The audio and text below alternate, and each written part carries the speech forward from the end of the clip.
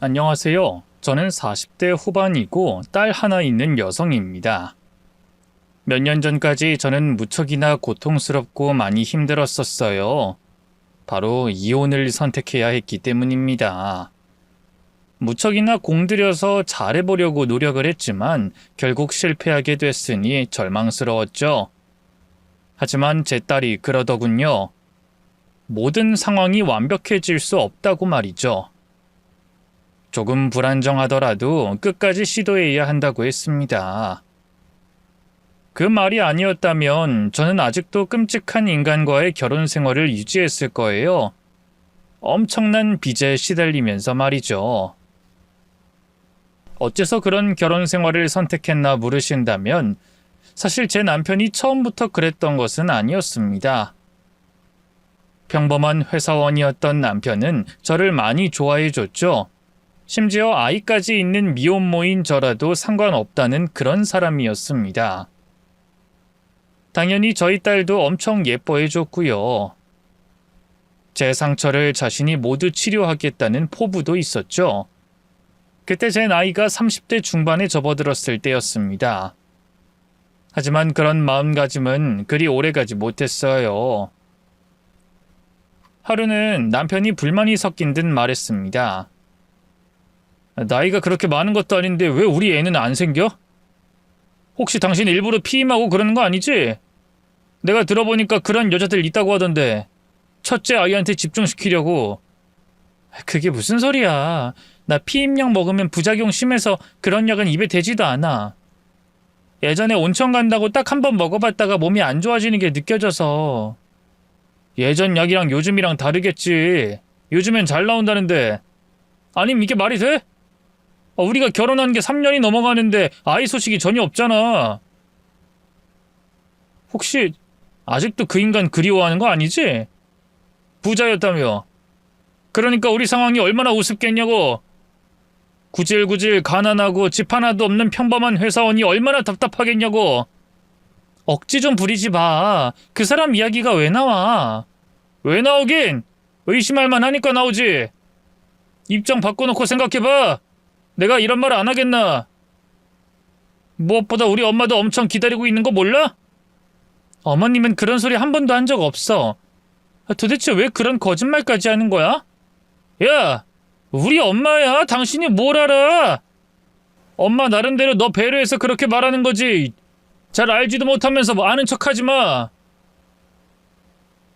애가 안 들어서면 미안하다는 말이 먼저 나와야 될 거 아니야. 한 명 있다고 너무 뻔뻔하게 나오는 거 아니야? 어이가 없었죠.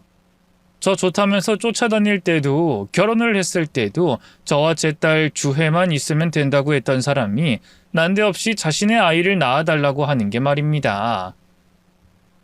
그래도 한편으로는 욕심이 생길 수 있겠다 싶긴 했었어요. 그래서 저 역시도 그저 노력을 하겠다고 했죠. 하지만 막상 난임 시술을 받자고 제의를 하면 발을 빼버리곤 했습니다. 나 바빠. 요즘에 회사에 일도 많은데 그 병원에 꼭 가야 해? 아이 가지고 싶다며.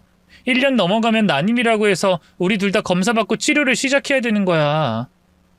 내가 피임하고 있는지 의심한 건 당신이잖아. 몰라. 난 그런 거 싫다고. 무슨 그런 치료까지 받아야 해? 자연스러운 게 최고지. 그때는 그냥 단순히 시술 과정을 기피한다고 생각했었는데 그게 아니라 아이는 애초에 핑계에 불과했고 제게 시비를 걸고 싶었던 것뿐이었던 것 같더군요. 하지만 그게 끝도 아니었고 딸이 하루하루 커질수록 남편은 이상해졌죠. 주애는 이목구비가 굉장히 뚜렷하네. 눈도 크고 코도 높은데 또 얼굴은 작고. 당신도 미인이긴 하지만 서구적인 쪽은 아니잖아. 이를테면 조선시대에 선호하던 단아한 얼굴이지. 아무리 봐도 당신이랑 닮은 게 아닌 것 같은데 이건 그 남자의 피라서 그런가? 그 사람 이야기가 왜 또 나와? 그리고 주애는 날 닮았어. 내가 어릴 때는 그렇게 얼굴이 뚜렷했어. 그러다가 크니까 조금씩 작아진 거야. 말이 되는 소리를 해라. 넌 곱슬이 아니고 증모인데 주애는 반곱슬이지. 더구나 쌍꺼풀이 있는 눈이잖아. 당신은 속쌍꺼풀인데.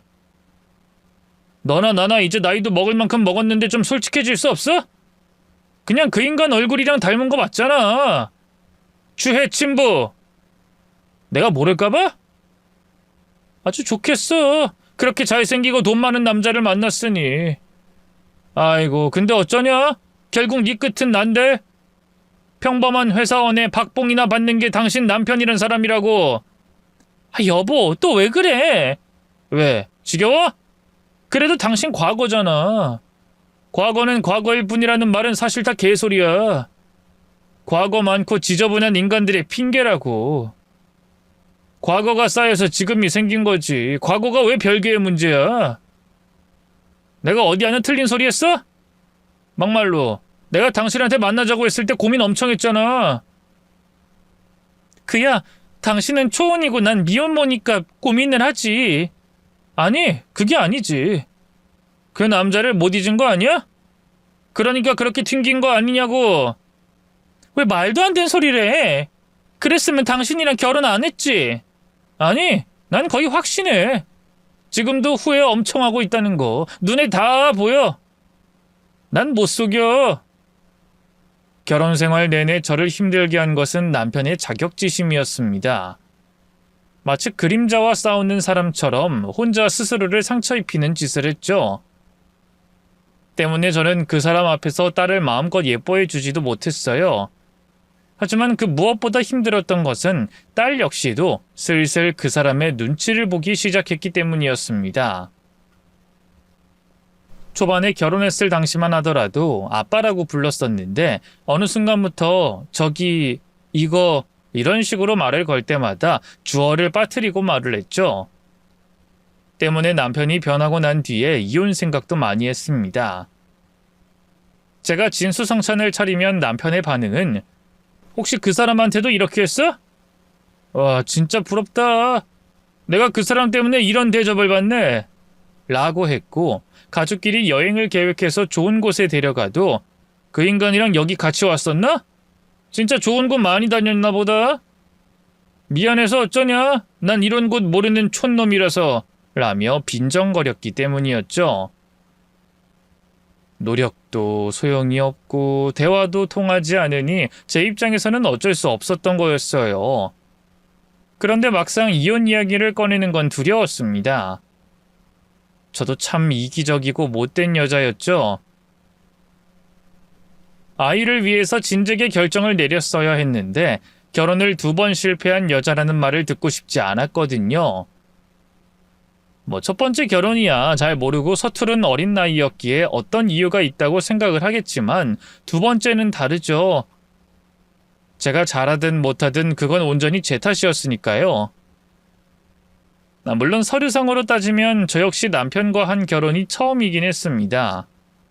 애초에 주애의 친부와는 혼인신고 자체를 하지 않았고 그 남자 역시 주애가 있는 것도 모른 상태로 저와 헤어졌거든요. 그 사람과는 연애만 3년을 넘게 했습니다. 대준 씨는 제가 21살에 만난 첫 남자친구이기도 했죠.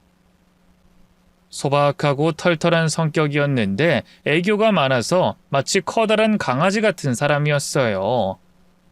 그리고 만나면 만날수록 저는 확신했죠. 이 사람과 결혼을 하게 되겠구나 하고 말입니다. 그러다가 진짜로 결혼 이야기가 오가게 되면서 저는 알게 됐죠. 저희와는 사는 세상이 다르다는 걸 말입니다. 남자친구는 부자였거든요. 제가 이렇게 말을 하면 정말 몰랐냐? 하고 되묻는 사람들이 대부분이었습니다. 하지만 저는 정말로 몰랐어요. 저보다 약간은 여유가 있는 사람이구나 하는 정도였죠. 그도 그럴 게 10년은 타고 다녔을 것 같은 작은 자동차를 타고 다녔고 지갑도 너무 낡아서 제가 생일 선물을 한 적도 있었거든요. 그런 사람이 갑자기 좀 사는 집의 도련님이라는 말에 놀란 건 저였습니다. 당연히 대준 씨는 그런 저를 설득했죠. 속이려던 게 아니야. 진짜 자기가 생각하는 그런 부자가 아니라니까? 어쨌든 부자라는 거잖아. 그간 왜 날 속였어? 난 솔직히 이해가 전혀 안 돼. 우리 만난 게 벌써 3년이 넘었고 그 정도 기간이라면 어느 정도 이야기를 해줄 수 있는 거 아니야? 우리 할아버지가 가지고 계시던 땅이 있었어. 그리고 그 땅은 예전엔 별거 없고 팔리지도 않는 그런 돌밭이었고, 나중에 나이 들어서 귀농해서 집이나 지어서 살자고 남겨둔 거였는데 그게 재개발이 되면서 갑자기 부자가 된 거야. 그래서 그게 언젠데? 한 8년? 뭐? 그런데도 말을 안 해? 왜?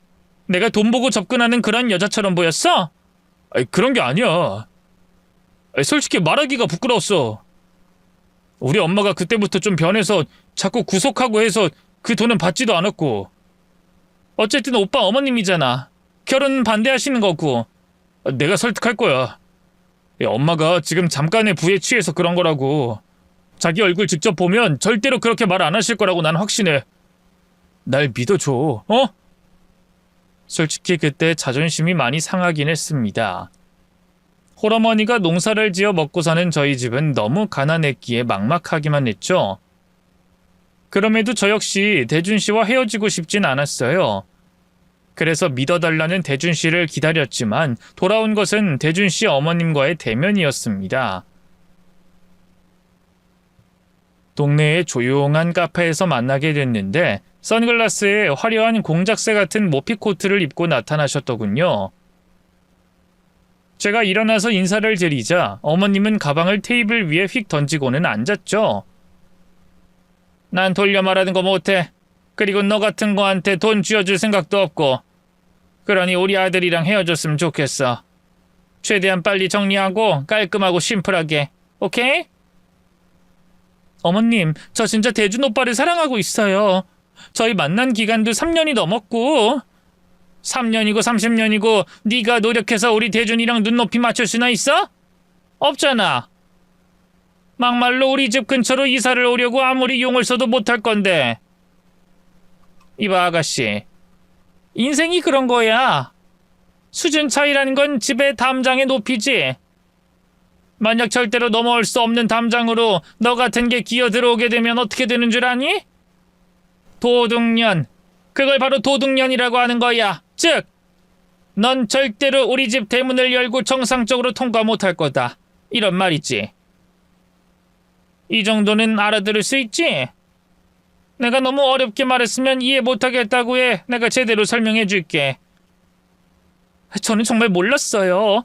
대준 오빠가 그간 전혀 그런 티를 내지 않았고 알았다면 절대로. 그러자 대준 씨의 어머님이 픽 웃었죠. 절대로 안 만났다? 그래, 그건 믿어.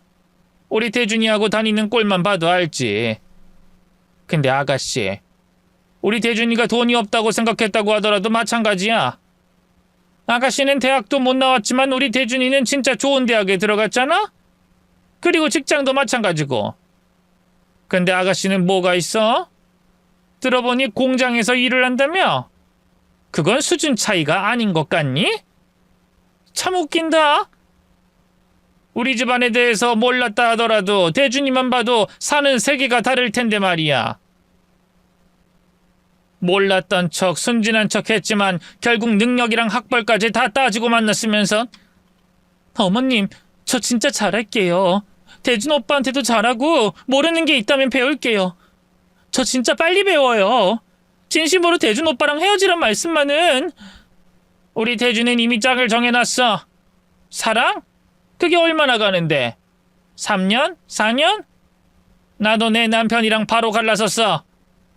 그 시대에 연애 결혼까지 한 인꼬 부부였는데 말이야. 돈 생기니까 바로 갈라서자고 하더라. 즉, 부부가 아무리 좋아도 결국 사랑은 끝이 나는 거야. 그런데 고작 그 몇 년 때문에 평생을 내 아들 발목 잡으려고 하진 말았으면 좋겠어. 내 말 무슨 뜻인지 알겠니? 사랑하면 보낼 줄도 알아야 한다는 뜻이야. 그리고 그게 딱 지금이고. 저는 두 손을 모아서 빌었어요. 제발 한 번만 봐주시면 안 될까요, 어머님? 누가 네 어머님이야? 난 너 싫다. 울상인 것도 싫고 지금 내 아들 옆에 붙어있는 것도 싫어. 꼭 벌레 같아. 내 아들 어깨에 붙어있는 그런 벌레.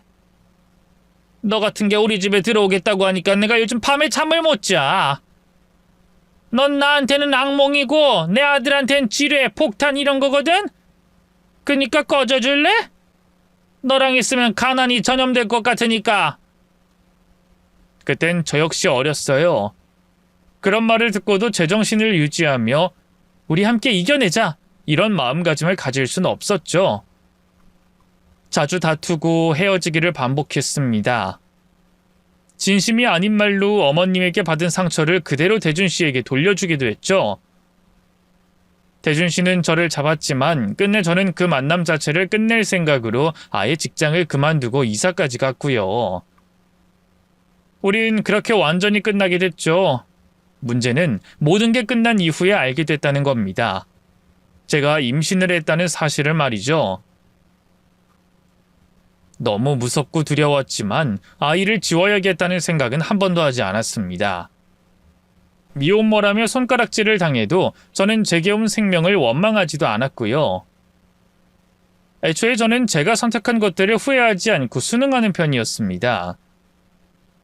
끝내 이별을 했지만 저는 대준 씨와의 추억을 떠올리며 행복했다는 기억만 남겼고, 비록 미혼모로 아이까지 낳아서 키우긴 했지만 태어난 주혜의 얼굴을 보며 모든 걸 보상받았다고 생각했죠. 하지만 그런 제게도 후회되는 건 있었습니다. 바로 지금의 남편에게 대준 씨에 대한 이야기를 한 거였죠. 제게는 단순한 추억이었고 딸의 친부에 관한 이야기일 뿐이었지만 남편은 그게 아니었던 겁니다. 특히나 대준 씨의 학벌이나 집안이 그 사람의 자존심을 건드린 것 같았죠. 그러다가 결국 일이 터지고 말았습니다. 남편이 주식을 하다가 몽땅 날려버리고 말았거든요. 그간 생활비도 거의 안 주더니 그 돈으로 주식하고 있었던 거야? 복구시키려고 한 거잖아. 내가 괜히 그랬겠어? 나도 짜증나. 아무리 그래도 이 집 전세금에 내 돈도 포함이 되어 있는데 상의도 없이 왜 그런 짓을 해? 이제 앞으로 우리 세 식구 어떻게 하라는 거야? 지금 날 원망해? 나를? 그럼 내 잘못이라는 거야? 당신이 전세금 담보로 대출받고 월급에 현금 서비스까지 받아서 이런 짓을 했는데 내가 왜 그랬는데? 당신 때문이잖아. 그 남자처럼 부자였으면 한 게 당신 아니야? 내가 언제? 내가 당신한테 돈으로 닭다리라도 한 번 했으면 억울하지도 않겠다. 그리고 대체 언제까지 그 사람 이야기를 꺼낼 거야? 왜 과거를 가지고 날 이렇게 괴롭혀? 과거? 저기 그 과거가 만들어 놓은 결과물이 있는데 그게 왜 과거야? 나한텐 현재야. 나도 억울해. 당신 딸만 보면 그놈이 떠올라서 미치고 발작 뛰겠는데 어쩌라고? 당신도 여자 만났었잖아. 그것도 7명인지 8명인지 만났다고 했잖아. 내가 그걸로 뭐라고 한 적 있어? 없잖아. 야, 미혼모랑 그거랑 같냐? 애 낳은 거랑 연애랑 같아? 파혼이랑 여자친구랑 같아? 그럼 뭐 어쩌라고. 그거 알고도 결혼하자고 따라다닌 거 당신이야. 내가 아니라. 그러게. 나도 그거 생각하면 후회가 막심해. 그냥 아무 여자랑 결혼을 했어도 당신이랑 사는 것보단 100배는 즐거웠을 거야. 됐냐? 그럼 이혼해. 차라리 이혼하자고. 이혼? 좋아. 근데 그냥은 안 되지. 우리 다 같이 잘 살아보자고 했던 일 때문에 진 빚이니까 이혼하더라도 갚고 가. 나만 혼자 독박 쓰는 건 너무 억울하거든. 아님 난 이혼 못해. 그리고 이대로 그냥 이혼한다고 하면 양육권까지 내가 받아낼 거야. 그게 안 된다고 하면 난 평생 당신이랑 주에 쫓아다니면서 괴롭힐 거야. 내가 못할 것 같냐? 당신 미쳤어? 진짜 왜 그래? 미쳤어. 왜? 난 미치면 안 되냐?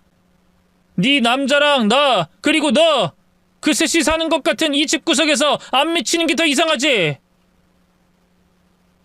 나 이럴 거 없어서 겁도 안 나. 그니까 이혼하려면 돈 갚아. 다 갚으면 나도 뒤도 안 돌아보고 이혼해 줄 테니까. 몸까지 떨면서 제게 소리를 지르는 남편을 보며 저는 고개를 저었죠. 무조건 이혼할 거야. 그리고 당신은 양육권 못 받아내. 이혼 소송하면 내가 이겨. 그러자 남편은 절 노려보더니 사악하게 웃더군요. 그래, 그렇겠지. 그럼 이건 어때? 너네 남편 주해 친부 그 사람한테 양육비 단 한 푼도 못 받았잖아. 내가 그쪽 가서 일시불로 다 달라고 해야겠네. 요즘 세상에 이름이랑 나이 알면 다 찾아낼 수 있거든? 그럼 그렇게 해도 주애가 무사할까? 여보! 부자라며. 그럼 양육비도 줄 거고 어쩌면 당신은 그 사람한테 주애 빼앗길 수도 있겠다. 아니야? 그니까 당신도 무서워서 한 번을 연락 못한 거 아니냐고. 어쩔래? 나랑 빚 갚을래? 아님 당신의 첫사랑한테 추한 꼴 보이면서 양육비 받아내줄까? 선택해! 그땐 남편이 큰돈을 잃어서 반쯤 미쳤다고 생각은 했습니다. 정말로 제 딸의 친부를 찾아갈 것 같았죠. 그래서 겨우 진정시키고 그 빚을 갚아보자고 설득을 했어요. 저 역시 그날 이후에 일자리를 구해서 일을 시작했고 동시에 요양사 자격증 취득을 위해 교육과정도 이수를 했죠. 아는 분이 나이가 들어도 할 수 있는 일이라고 추천을 해줬기 때문이었어요. 다행히 시간이 지나고 돈이 안정적으로 들어왔기에 하루라도 빨리 빚을 갚고 나갈 생각이었습니다. 그런데 남편이 제가 돈을 벌어오자 얼마 뒤에 회사를 그만둬 버리더군요. 이혼할 마음이 없어진 건지 아님 편안하게 살고 싶어진 건진 모르겠습니다. 본인 말로는 주식 투자를 본업으로 삼겠다고 했지만 그저 집에서 놀고 먹는 게 전부였어요. 그러다 보니 빚은 점점 늘어났죠. 참던 딸 역시도 많이 힘들어했어요.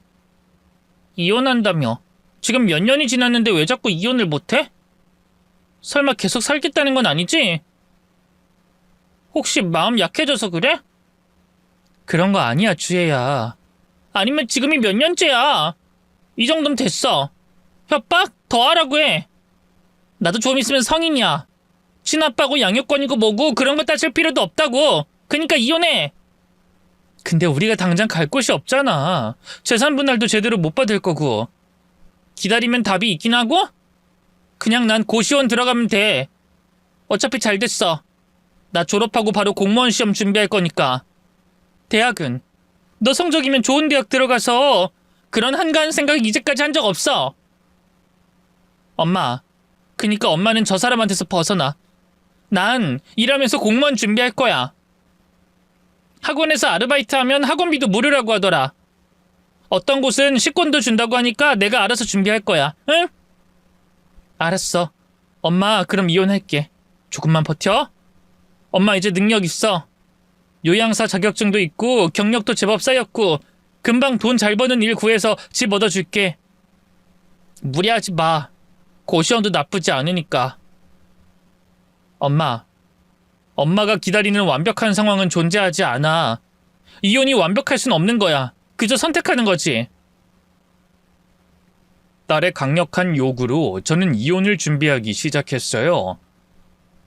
맘 같아서는 변호사와 상담을 받고 제대로 준비하고 싶었지만 당시에 가진 돈이 한 푼도 없었죠. 열심히 일을 해도 모두 빚을 갚아야 한다면서 남편이 대부분을 가져갔었기 때문이었습니다.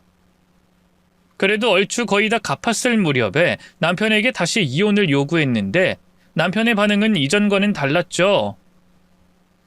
이혼? 내가 누구 좋으라고 이혼을 해줘? 그리고 빚 아직 못 갚았잖아. 이건 부부 공동의 문제라고. 내가 말했지. 빚 다 갚으면 그때 해주겠다고. 이제 협박 같은 거 안 통해. 그땐 우리 딸이 어렸으니까 그런 거지. 당신 돈도 안 벌어오고 집에서 손 하나 까딱하지 않는 거 이런 거 다 이혼 사유 되거든? 그리고 이 정도면 당신이 진 빚은 거의 다 갚았잖아. 언제까지 갚으라는 건데? 증거 있어? 내가 집안일 안 한 증거 있어? 우리 둘이 합의해서 난 집안일하고 당신이 나가서 벌기로 한 거잖아. 내가 이렇게 나오면 네가 뭘 할 수 있는데?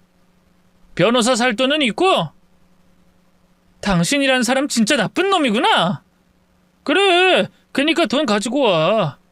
그럼 내가 깔끔하게 갈라서 줄 테니까. 아님 소송해. 나도 할 말 많아. 네 딸년 내 피 하나도 안 섞인 거도 내 딸처럼 그렇게 품어줬는데 이제 와서 토사구팽 당할 순 없지. 난 무조건 물고 늘어질 거야. 아주 개판으로 만들어줄게. 하루라도 빨리 이혼을 하려면 돈을 많이 버는 게 우선이라는 생각이 들었습니다. 몇 달만 고생해서 그 돈으로 변호사를 구하는 건 어렵지 않았지만 남편은 제 수중에 돈이 있는 꼴을 못 봤어요. 제가 일하는 곳까지 찾아와 돈을 요구했고 행패를 부리기도 했죠. 남의 집 파출부하면서 그런 남편 때문에 일을 그만둔 적도 많았고요. 그러니 이전보다 돈을 많이 주는 곳에서 일을 할 생각을 했습니다. 이를테면 입주가정부로 말이죠. 그러다가 한 아주머니께서 제게 좋은 일자리가 있다면서 말씀해 주셨습니다. 일반 가정부에게는 좀처럼 나오지 않는 자리인 부잣집의 입주가정부였죠. VIP요? 근데 거기 입주가정부는 들어가기 힘들지 않아요? 아유, 주의 엄마도 아는구나. 복잡하지. 애초에 아무나 다 들어가지도 못해. 범죄 사실 확인 증명도 해야 하고 병원에서 진단서 가지고 가야 되지. 은행 기록까지도 요구하는 곳이 많잖아. 그뿐이야? 요즘은 외국어 가능한 사람을 뽑는 곳도 있을 정도야. 애초에 아는 사람 소개로만 들어가고 VIP 전용 입주 가정부가 따로 있어서 우리 같은 사람은 못 들어간다고 봐야지. 근데 왜 저희 회사에서 구한대요? 그니까 좀 문제가 있긴 해. 이미 다른 사람들도 들어갔다가 포기했어. 우리 회사에서만 7명이 짧으면 반나절, 길어야 일주일 버텼고 결국 다들 못하겠다고 나왔거든. 미친 할망구, 아주 성질이 고약한가 봐. 들어보니 암에 걸려서 오늘 내일 한다고 하던데 아픈 사람 케어하는 게 좀 힘들어? 음식도 가려야 될 테고 그 짜증까지 다 받으려면 보통은 아닐 거야. 잘 알죠? 저도 예전에 요양사 자격증 따고 몇 번 병원에서 일을 했었거든요. 어머, 그런 자격증이 있었어? 그럼 더 잘 된 거 아니야? 주희 엄마 돈 필요하다며. 들어가서 눈 딱 감고 일해. 보통 입주가정부에 비해서 돈이 3배야, 3배. 3배나 준다고요? 아무래도 단순한 입주가정부도 아니니까 병간호랑 가정부 일을 동시에 하는 거지. 워낙 소문이 안 좋아서 갔다 온 사람들이 저를 말릴 정도였습니다. 어떤 사람은 정신과 치료까지 받았다고 하고 또 어떤 사람은 종소리에 발작이 일어났다고 하기도 했죠. 솔직히 그 말을 들었을 때는 과장이라고 생각했습니다. 입주 가정부들이 일을 그만두면 다들 자기 일이 가장 힘들었다고 했었기 때문이었죠. 그런데 그 집에 들어가고 나서 그들의 말에 과장이 없다는 걸 확실하게 깨닫게 됐습니다. 80대에 가까운 그 집의 사모님은 아주 작은 종을 하나 들고 있었어요.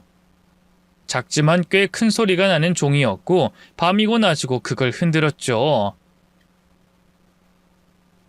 아줌마, 나 물 시원한 걸로 가져다 줘. 사모님은 그러고 손을 길게 뻗고 있는데 빨리 가져다 주지 않으면 팔이 아프다고 소리를 지르곤 했습니다. 때문에 종종 걸음으로 거실을 가로질러 뛰어가야 했죠. 여기 있습니다, 사모님. 그런데 제가 떠다 준 물을 조금 마시고는 바닥에 확 던지더군요. 내가 분명히 말했지. 말귀를 못 알아쳐먹어? 시원한 거 달라고 했잖아. 저는 고개를 짧게 숙이고 말했습니다. 몸이 안 좋아서 미지근한 물로 드렸어요. 야, 너 입주가정부 주제에 지금 나 가르쳐? 감히 너 따위가? 그래도 안 되는 건 안 됩니다. 제가 강경하게 나가자 사모님은 소리를 꽥 질렀죠. 너 나가. 당장 내 집에서 나가라고! 아니요, 못 나가요.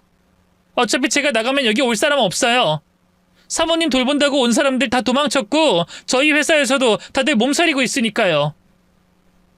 다른 곳도 마찬가지일 겁니다. 저 잘 돌볼 수 있어요. 그러니까 어느 정도는 봐주세요. 뭐 이런 게 다 있어. 사모님이 자리에서 일어나려고 하자 저는 사모님의 발을 잡았습니다. 일어나지 마세요. 유리조각 다 치울 때까지 기다려주세요. 매일 뭔가를 던지고 성질나면 부셔버리고 사모님은 괴팍하다는 말에 딱 어울리는 그런 사람이었어요. 인신공격적인 언행에 욕설도 많이 하셨죠. 하지만 저는 그런 사모님을 어느 정도는 이해했습니다.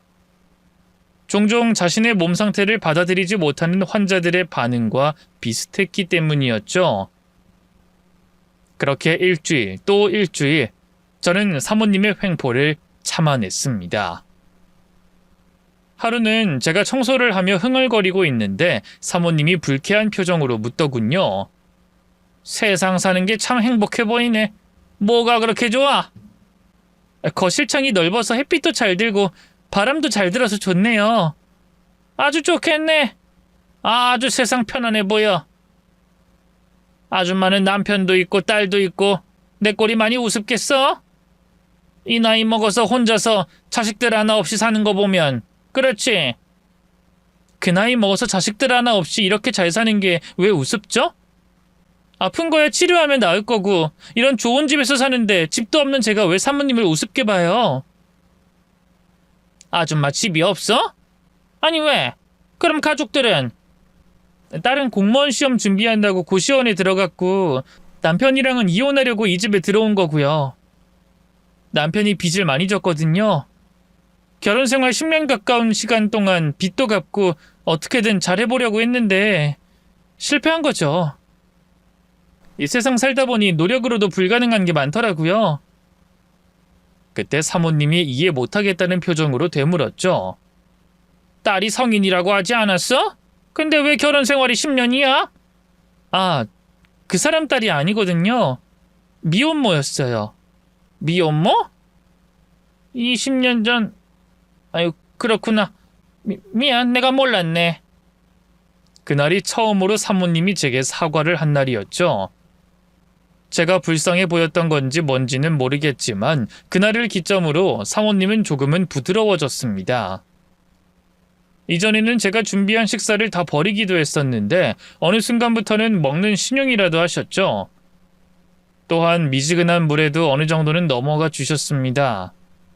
그리고 급기야는 저와 함께 산책도 하셨죠. 그런데 희한하게 동네 사람들이 사모님을 보는 눈빛이 좋지 않더군요. 사이가 안 좋나 하는 생각을 했는데 사모님이 말씀하셨죠. 망할 소시오패스들. 내가 지들한테 어떻게 했는데. 내가 이래서 산책 안 간다고 한 거야. 나와봤자 좋은 소리 못 들으니까. 이 동네 오래 사셨다고 했죠? 거의 22년? 24년? 그 정도는 살았지. 근데도 난 아니래. 지들이랑 태생이 다르다 이거지. 실은 내가 졸부거든. 갑자기 돈방석에 앉아서 이 동네로 밀고 들어왔는데 그땐 매일매일이 전쟁 같았어. 명품으로 도배를 하고 어울려 보려고 공부도 했거든? 근데 안 돼. 난 안 된대. 네? 아니 뭐 그런... 내 가방에 브랜드 마크가 조금만 커도 촌스럽다, 졸부티 낸다, 뒤에서 수근거리고. 아니 왜요? 마크가 클 수도 있지. 나도 예전엔 몰랐거든? 뉴스에서 재벌들이 갑질한다 뭐한다 이런 말 할 때는 이해를 못했어. 아니 도대체 왜? 아니 서민들을 본인들 입장에선 약간 무시할 수 있어도 왜 저런 걸 못 참을까? 아니 나라면 안 그럴 텐데 이렇게 생각했었어. 아줌마도 그런 생각했지? 그렇죠. 돈도 있고 여유도 있는데 왜 사람들에게 함부로 할까 이런 생각은 했죠. 그들은 모르는 거야. 그게 애초에 왜 잘못인지 모른다고. 네? 그럴 리가... 진짜 몰라요? 진짜 몰라. 나도 여기 오래 있어 보니 알게 됐어. 돈이 많으니 주변엔 안 좋은 사람들이 꼬이지 그들을 위해 충고나 조언을 해주는 사람은 없어. 다들 그렇게 해도 된다고 말하는 사람들 뿐인 거야. 그러니 어느 순간 모든 게 당연하다고 생각하게 된 거지. 권력이라는 게, 또 돈이라는 게 사람을 그렇게 만들게 되는 거지. 나 역시도 그랬고. 물론 나는 어설프게 따라하려고 한 거지. 그저 졸부주제 그러다 보니 저 사람들이 날 따돌리더라고. 사모님의 말로는 그들은 공감을 모른다고 합니다. 애초에 입장을 바꿔놓고 생각하는 연습 자체도 되어 있지 않다고 했어요. 그런데 그걸 비난할 수도 없다고 했죠. 그저 평생을 그렇게 살아왔기에 당연하게 받아들이는 거라고요. 짐승들이 각자의 환경에 맞게 퇴화와 진화를 하는 것처럼 그들도 단순히 그런 것뿐이라고 말입니다. 그래서 저는 사모님이 탄 휠체어를 힘있게 밀면서 말했죠. 이제 둘이니까 못 따돌리죠. 이제 우리가 따돌리면 되는 거고요. 제 말에 사모님은 힘없이 웃었습니다. 아줌마는 진짜 웃긴 거 알아? 나한테 안 된다고 하질 않나? 조언이고 충고까지 하질 않나? 뭘 믿고 그렇게 당당한 건지 모르겠네. 당당하죠. 뭘 믿고 당당하냐면 사모님이요. 저 아니면 사모님 감당 못할 거 알거든요. 처음으로 사모님과 저는 큰 소리를 내며 웃었죠. 햇살은 유난히 따뜻하고 한적하기만 한 그 동네는 반짝거리는 느낌마저 들었습니다. 그 뒤로는 거의 매일 집 앞에 정원이나 골목을 오가며 산책을 하기 시작했어요. 마주친 몇몇 사람들이 불쾌한 표정으로 피하더라도 전혀 신경 쓰지 않았습니다. 집에 정기적으로 의사와 간호사가 오는 것 이외에는 너무나 평화롭고 삭막할 정도로 조용했지만 나름 운치는 있었죠. 그런데 제가 그곳에서 일을 한 지 2달이 좀 넘어갔을 때 제 딸에게 문제가 생겼습니다. 딸이 울면서 전화가 온 거죠. 사모님, 제가 잠깐 나가봐야 될 것 같아요. 일단 다른 분에게 연락을 드렸으니 무슨 일인지 말은 하고 가. 뒤에는 뭐든 상관없으니. 그게 제 딸이 지내는 고시원에서 속옷도둑이 제 딸 방을 뒤졌다고 해요. 딸이 놀라서 울고불고 경찰서라는데 피해자들이 꽤 많은 모양이더라고요. 변태 같은 놈. 애가 많이 놀란 것 같아서 제가 같이 있어줘야 할 것 같아요. 기다리게. 내가 박 기사한테 연락해 놓을 테니까 자가용으로 타고 가. 제가 바로 딸 집을 구해야 될 것 같아서요. 이틀은 못 들어올 것 같거든요. 그니까 데리고 가라고. 집을 구하면 끝이야? 왜 그렇게 현실성이 없어? 고시원이야. 앞에만 당장 나가도 음식점도 있고 학원도 코앞이지만 이사할 곳은 바로 뚝딱 나와? 그리고 들어가려면 침대니 뭐니 다 사야 될 텐데 남편이 빚 갚는다고 돈 다 털어가서 뭐 남은 거 있어? 여기서 돈 많이 주는 거 몰라서 그래도 방 하나 구할 돈은 있어요. 이혼이 좀 미뤄지긴 하겠지만 그게 급한가요? 제 딸이 우선이지. 참 답답하네. 말귀를 왜 못 알아먹어? 딸 여기 와서 살라고 하라는 거잖아. 저는 너무 놀라서 되물었죠. 여기요? 하지만 여긴 너무 멀고. 기사가 있는데 어차피 병원 갈 때 외에는 잘 쓰지도 않아. 통학하면서 차에서 공부도 하고 여기 방도 널려 있는데 그 아이 하나 더 온다고 복잡할 것도 없어. 그렇게까지 해주신다고요? 저야 너무 감사한데. 아줌마 좋으라고 하는 거 아니야. 딸을 데리고 있으면 아줌마가 이것저것 신경 쓰고 지금처럼 아픈 날 두고 나가는 일도 없어지겠지. 다 나 편하자고 하는 거야. 틱틱거리면서 말은 해도 저는 알고 있었습니다. 그게 저를 배려해주는 거라는 걸요. 덕분에 저는 딸을 고시원에서 데리고 나왔고 그렇게 셋이 함께 살게 됐죠. 워낙 낯을 많이 가리는 딸이라서 걱정을 했는데 의외로 그 집에서 잘 적응을 했습니다. 다른 건 몰라도 함께 산책을 갈 때는 딸도 함께 나가줬고요. 저도 엄마랑 사모님이랑 같이 병원 가도 될까요? 근데 사모님이라고 하는 게 왜 나는 입에 딱 안 들어오는지 모르겠어요. 뭔가 느낌이 그래요. 그럼 할머니라고 부르렴. 나도 어린애가 그렇게 부르는 게 영 그랬어. 정말요? 이러니까 진짜 가족처럼 느껴지네요. 저희 할머니는 제가 어릴 때 돌아가셨거든요. 제가 7살일 때요. 할아버지는 태어나기 전에 돌아가셔서 얼굴도 모르지만. 그랬니? 그럼 너희 아빠는? 아저씨요? 어릴 때는 좀 잘해주셨는데 중학교부터는. 그니까 엄마랑 결혼하고 몇 년 뒤에는 최악이었어요. 제 얼굴에서 친아빠 얼굴이 보인다나? 그래서 저도 아빠라고 생각은 안 해요. 하루라도 빨리 취업해서 제가 저희 엄마 모시고 살 거예요. 저는 딸이 쓸데없는 말까지 하자 옆구리를 찔렀습니다. 할머니라니? 너 진짜... 그리고 여기서 그 사람 이야기 왜 해? 뭐 어때? 그냥 말한 건데. 엄마는 말을 너무 안 해. 그리고 할머니가 할머니라고 부르라고 허락했잖아. 난 그렇게 할 거야. 딸도 함께 살게 해준 사모님에게 감사하긴 했지만 저는 눈치가 보이는 건 어쩔 수 없었습니다. 사모님의 성격을 알기 때문에 저는 더욱 조심스러울 수밖에 없었죠. 지금이야 많이 유해지긴 했지만 초반을 떠올리면 딸에게 상처가 될까봐 어쩔 수 없었습니다. 다행인 것은 사모님은 제 딸은 유독 예뻐하셨어요. 자신의 딸이 생각나기도 하고 손녀 같은 느낌이 든다면서 말이죠. 그걸 딸도 아는지 버릇이 없다는 느낌이 들 정도로 너무 친숙하게 사모님을 대하더군요. 그런데도 희한하게 별일은 없었다는 게 신기했죠. 문제는 사모님의 몸 상태가 나빠지기 시작했다는 겁니다. 나이가 있는 사람이 젊은 사람에 비해서 암이 퍼지는 속도가 느렸기 때문에 괜찮아 보였던 거지, 암은 꾸준히 온몸으로 번지고 있었죠. 때문에 어떤 날에는 병원에 오래 입원을 하기까지 해야 했습니다. 입원과 퇴원을 반복하며 사모님의 기력은 갈수록 약해졌죠. 그 사이 많이 가까워진 딸은 그런 사모님 곁을 지키는 날도 많아졌고요. 그러다가 하루는 사모님이 저를 따로 불렀습니다. 목소리가 잘 나오지 않는지 힘겹게 제 귀에 속삭이듯 말씀하시더군요.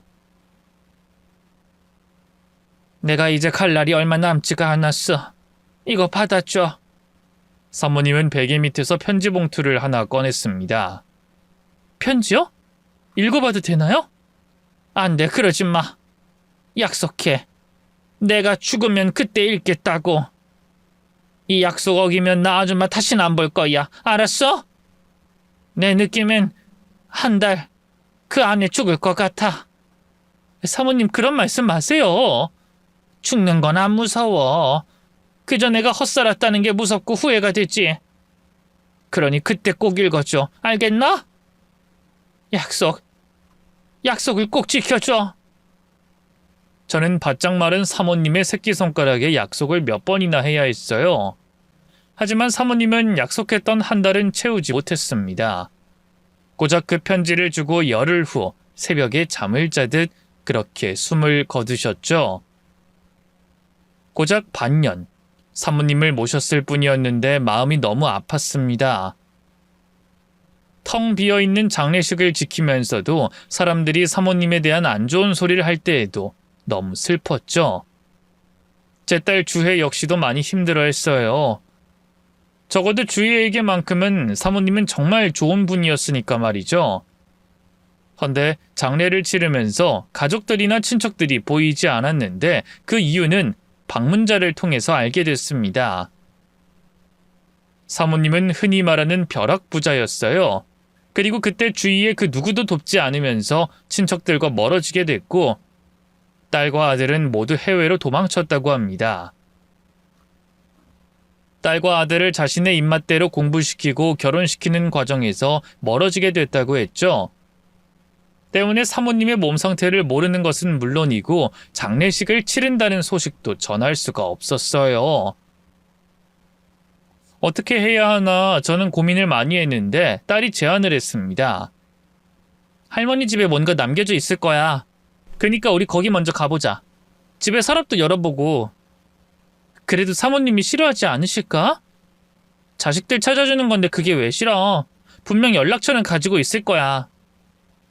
찜찜한 마음이 들었지만 어쨌든 짐을 빼야 하는 상태니 저는 저희 둘이 살던 방으로 갔고 딸은 사모님이 계셨던 방으로 들어갔죠.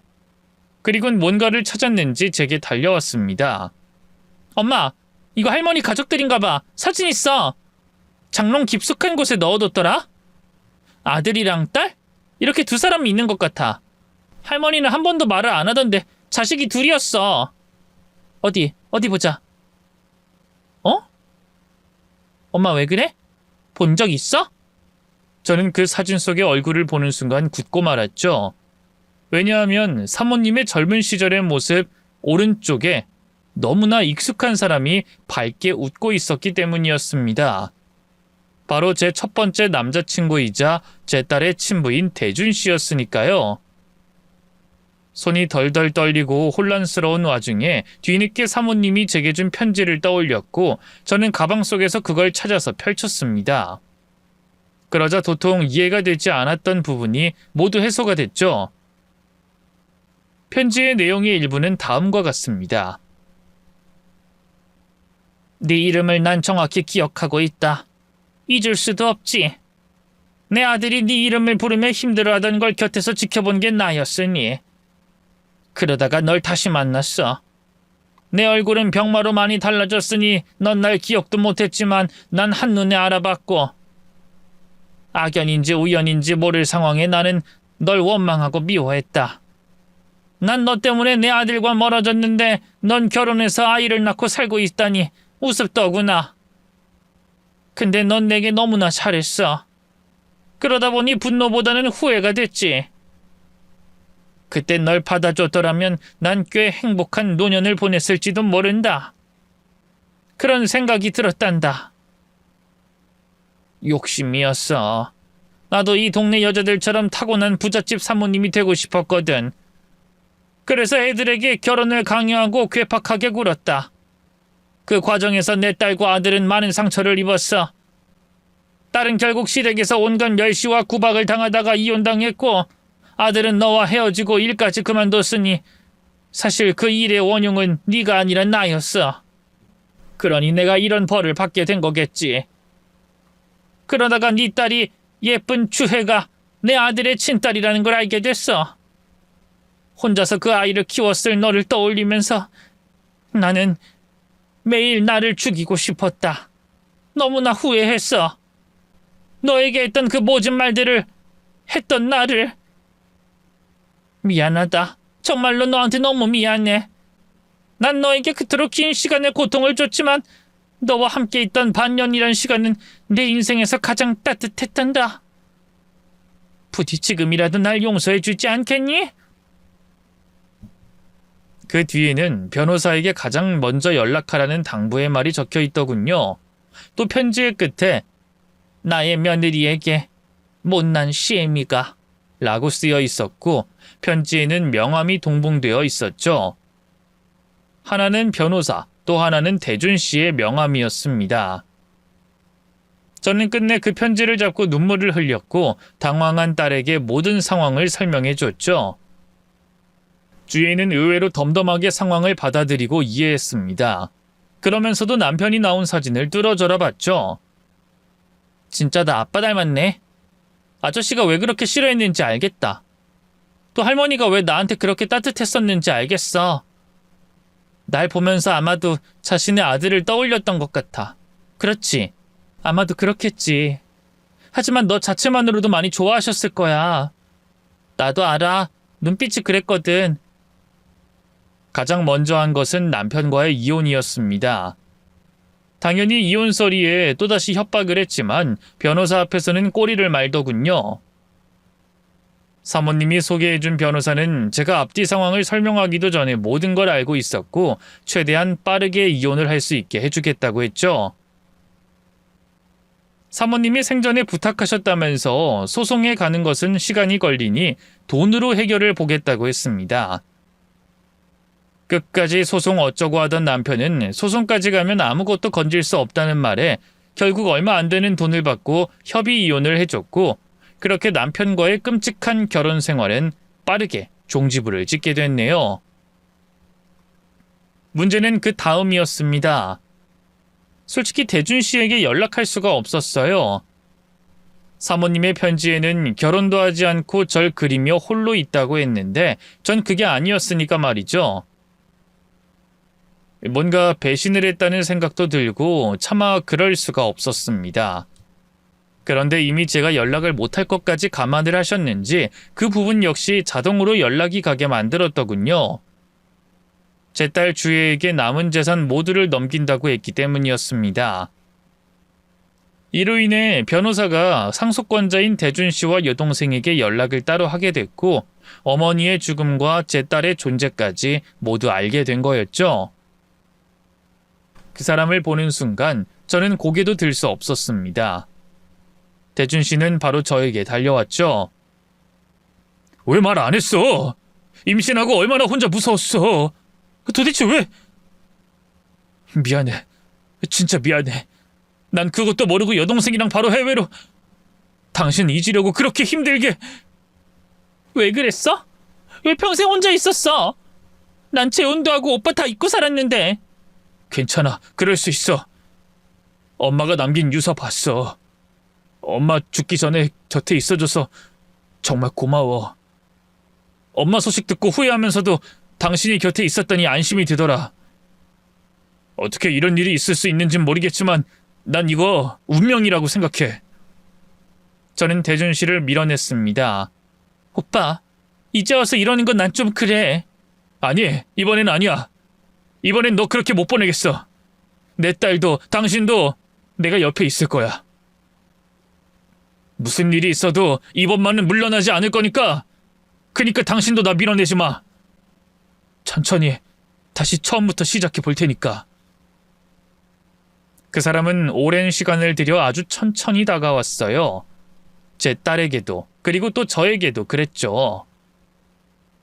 어느 순간부터 이제 나이가 들어서 두 번은 뛰지 않을 것 같은 심장이 뛰더군요. 그 사람이 좋았고 저 역시도 대준 씨와 평생을 함께 살고 싶어졌습니다. 그걸 눈치를 챘는지 제 딸이 이런 말을 했어요. 엄마도 행복해졌으면 좋겠어. 앞으로 남은 시간이 더 길어. 그래도 엄마는 좀 무서워. 좋아했기 때문에 그래서 더 망설여지고. 그러다가 완전히 망쳐버리면? 내 결혼 생활도 그랬잖니. 내 욕심에 너만 상처 줬고 널 힘들게 만들었잖아.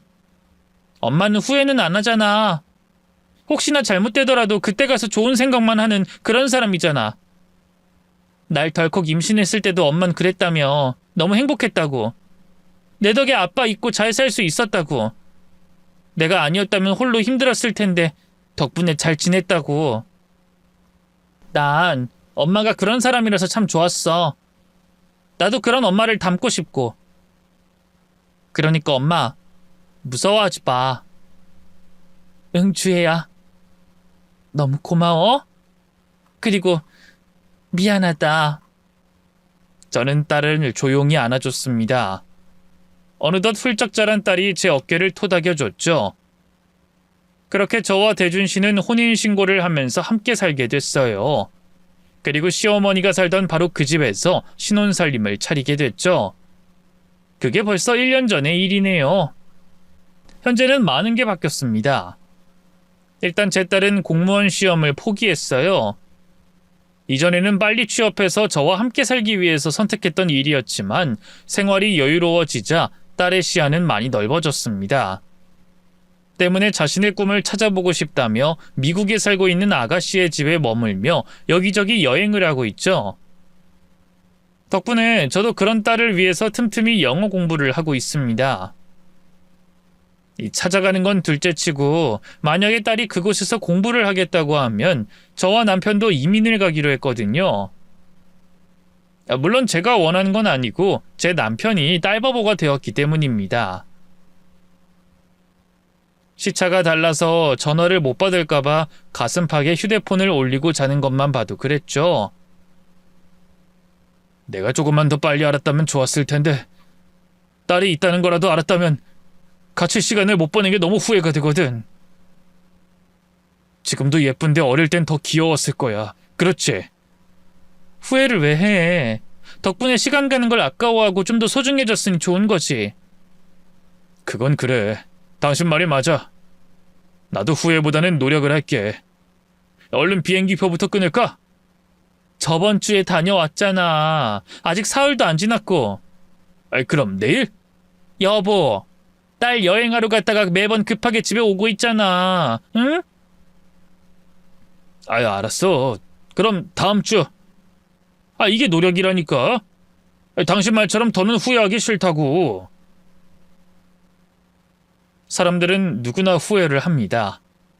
전 남편은 저와의 결혼을 후회하고 시어머니는 자신의 자식들에게 했던 일들을 후회하고 또 제게 했던 모진 말들을 죽기 전까지 내내 후회했던 것처럼 저 역시도 조금 더 빨리 이혼을 하지 못한 걸 후회하죠. 하지만 저는 후회를 줄이는 법을 알고 있어요. 지금 제 이야기를 듣는 분들은 이걸 딱 하나만 기억해 주세요. 후회는 우리를 어제에 묶어두지만 선택은 우리를 내일로 이끈다는 것 말입니다. 어차피 후회라는 건 바꿀 수 없는 걸 걱정하는 것에 불과하니 그 후회 속에서 배우고 성장했다고 생각하셔야 한다는 뜻이죠. 제 이야기가 뭔가를 선택할 때 부디 도움이 됐으면 좋겠네요. 그러니 모두 후회 없고 선택만 가득한 오늘 하루를 보내시길 바랍니다. 모두 행복하세요.